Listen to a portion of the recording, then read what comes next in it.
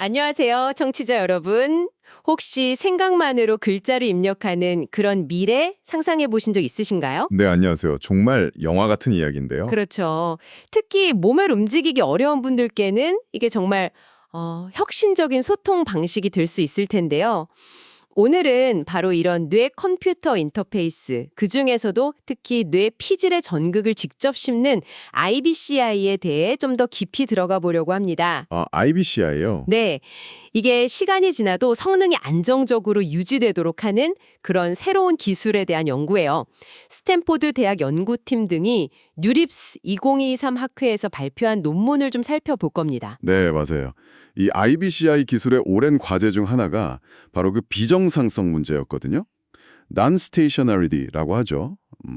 그러니까 우리 뇌신호라는 게요. 뭐 전극이 미세하게 움직인다거나 아니면 그날 몸 상태에 따라서 계속 변하거든요. 아, 계속 변하는군요. 네, 그래서 처음에는 정말 잘 작동하던 시스템도 시간이 좀 지나면 성능이 떨어져요. 그럼 사용자가 일부러 시스템 사용을 멈추고 다시 이걸 조정해야 했어요. 상당히 번거로웠죠. 아, 그러니까 뇌 신호가 바뀔 때마다 사용자가 잠깐 멈추고 시스템을 다시 세팅해야 했다는 말씀이시죠. 네, 맞습니다. 그런데 오늘 우리가 얘기할 CORP라는 기술은 그럴 필요가 없다는 거네요. 네, 그게 핵심입니다. 이 연구의 정말 흥미로운 점은 마치 옆에 되게 똑똑한 조수가 계속 도와주는 것처럼 언어 모델, LM이라고 하죠. 네, 이걸 활용한다는 거예요. 그렇죠. 언어 모델. 사용자가 그냥 평소처럼 글을 쓰는 동안에요. 시스템이 알아서 오류를 찾아내고 스스로 학습하게 만든다는 거죠. 사용자는 그냥 쓰기만 하면 되는 거고요. 맞아요. 이게 진짜 말씀하신 플러그 앤 플레이에 한 걸음 더 다가가는 거겠네요. 정확합니다.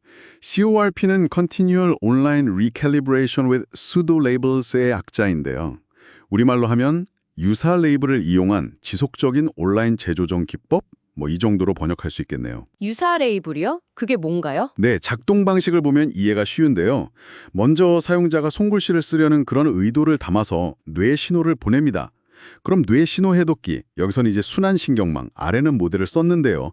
이 모델의 신호를 해석해서 1차적인 텍스트를 만들어내요. 아, 일단 한번 텍스트로 바꾸는군요. 네, 그런데 이 1차 텍스트에는 오류가 좀 있을 수 있잖아요. 그렇죠. 뇌 신호만으로는 완벽하기 어려울 테니까요. 바로 그때 그 똑똑한 조수, 즉 대규모 언어 모델 LM이 등장합니다.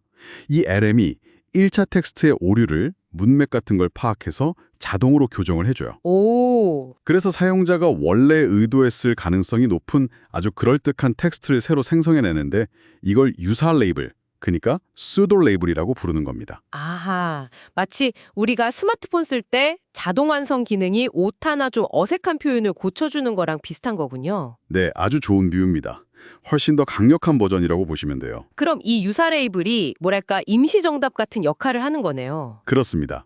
그걸 정답 삼아서 시스템은 이제 백그라운드에서 조용히 확률적 경사하강법 SDD 같은 기계학습 기법으로 뇌신호 해석 모델 RNN을 계속 업데이트하는 거죠. 조금씩 더 똑똑하게 만드는 거예요. 사용자가 시스템을 사용하는 동안에요. 네, 사용자가 시스템을 사용하는 그 자체가 계속해서 학습 데이터가 되는 셈이죠. 멈출 필요가 없어요. 이 과정에서 과거 데이터 일부를 다시 사용하는 리플레이 버퍼나 데이터를 살짝 바꿔서 학습 효과를 높이는 데이터 증강 같은 기법들도 같이 활용하고요. 와, 정말 효율적이네요. 사용자는 그냥 하던 대로 쓰기만 하면 되는데 시스템은 뒤에서 알아서 계속 똑똑해진다니. 그럼 이 COLP 방식, 실제 사용 환경에서는 얼마나 효과가 있었는지 정말 궁금해지는데요. 연구 결과 좀 더 자세히 볼까요? 네, 이 연구가 또 대단한 게 실제 척수 손상 환자 한 분, T5 69세 남성분을 대상으로 무려 403일 동안 진행됐어요. 1년이 넘는 거죠. 403일이요. 와, 정말 장기간이네요. 네, 인간 대상 IBCI 연구로는 아마 최장기 안정성 테스트 중 하나일 겁니다. 실험은 참가자가 화면에 나오는 문장을 보고 그걸 손으로 쓰는 상상을 하는 거예요. 그럼 시스템이 그걸 실시간으로 텍스트로 바꿔주는 방식이었고요. 그래서 결과는요? COLP를 썼을 때랑 안 썼을 때 차이가 확실히 났나요? 네, 아주 인상적인 결과가 나왔습니다. COLP를 적용했을 때요, 최종적으로 언어 모델 후처리까지 다 거친 텍스트의 단어 오류율, WER이라고 하죠. 이게 낮을수록 좋은 건데요. 평균 6.16%로 403일 내내 아주 안정적으로 낮게 유지가 됐어요. 6.16%요? 와. 네, 그런데 반대로 이런 재조정 없이 그냥 초기에 만든 모델을 계속 쓰면요. 성능이 점점 나빠져서 WER이 26.51%까지 올라갔습니다. 26%면 거의 4단어 중 하나는 틀린다는 거네요. 차이가 엄청나군요. 그렇죠. 안정성 면에서 비교가 안 되는 수준이죠. 사용 편의성 측면에서는 어땠어요? 아까 백그라운드에서 조용히 업데이트 된다고 하셨는데 실제로 시간은 얼마나 걸렸나요? 네, 그것도 중요한 포인트인데요. 문장 하나를 입력하고 나서 평균적으로 9초 정도, 그 정도의 아주 짧은 시간 안에 백그라운드 재조정이 완료됐다고 합니다. 9초요? 그럼 사용자는 거의 느끼지도 못하겠네요. 네, 거의 의식하지 못하는 수준이죠. 이게 진짜 플러그 앤 플레이에 가까워졌다는 증거고요. 또 하루에 한 10개 문장 정도만 입력해도 성능이 좀 떨어졌을 때 그 손실분의 상당 부분을 회복할 수 있었다고 해요. 데이터 효율성도 꽤 좋은 거죠. 와, 9초 만에 그리고 10문장 정도로도 회복이 된다니? 정말 실용성이 높아 보이는데요. 혹시 다른 기존의 재조정 기술하고 비교도 해봤나요? 네, 흥미로운 점이 있었는데요. 이전에 다른 연구에서 제안됐던 신경망 안정화 기법이 있거든요. 근데 그건 이 특정 손글씨 IBCI 시스템에서는 별로 효과가 없었다고요. 그래요? 네, 그런데 CORP는 아주 뛰어난 성능을 보였고요.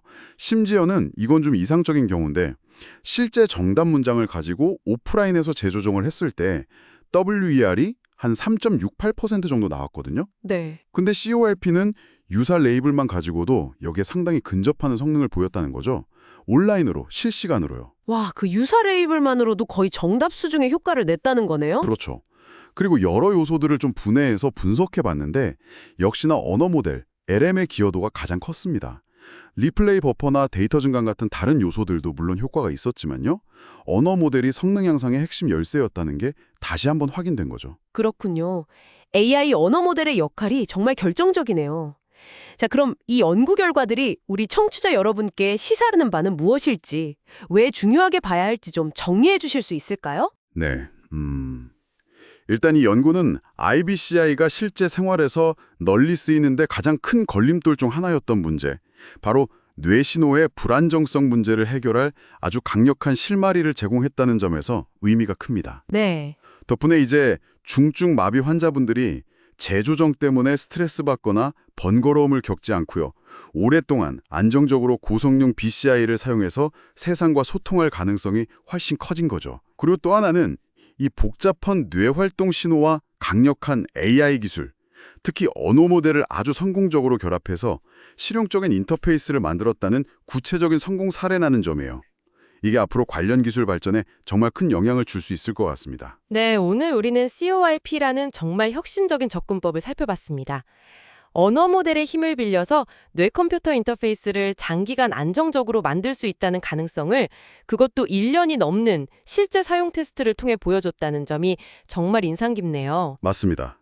정말 대단한 성과죠. 물론 아직 넘어야 할 산도 남아있긴 합니다. 이번 결과는 일단 한 명의 참가자를 대상으로 한 손글씨 입력 시스템에 국한된 결과이고요. 아, 그렇죠. 아직은 한 케이스니까요. 네. 그리고 또 하나는 이 방식이 잘 작동하려면 사실 초기에 뇌신호 해독기의 정확도가 어느 정도는 나와줘야 한다는 전제가 있어요. 그래야 언어 모델이 만드는 유사 레이블의 품질도 보장될 수 있거든요. 초기 성능이 너무 낮으면 유사 레이블 자체가 부정확해질 수 있다는 거군요. 일리가 있네요. 네. 그런 제약은 좀 있습니다. 그럼에도 불구하고 정말 흥미로운 발전 방향인 것 같습니다. 마지막으로 이런 질문을 한번 던져보고 싶어요, 여러분. COIP처럼 시스템이 사용자의 변화에 스스로 맞춰서 계속 똑똑해지는 능력이 만약 더 발전한다면요. 단순히 텍스트 입력을 넘어서 어쩌면 인간의 더 미묘한 의도나 감정까지도 이해하고 상호작용하는 그런 BCI도 가능해지지 않을까요? 와, 정말 그런 미래가 온다면? 그렇죠. 뇌와 기술이 이렇게 오랫동안 안정적으로 연결될 때 또 어떤 새로운 세상이 우리 앞에 펼쳐질지 함께 상상해 보시는 것도 좋을 것 같습니다.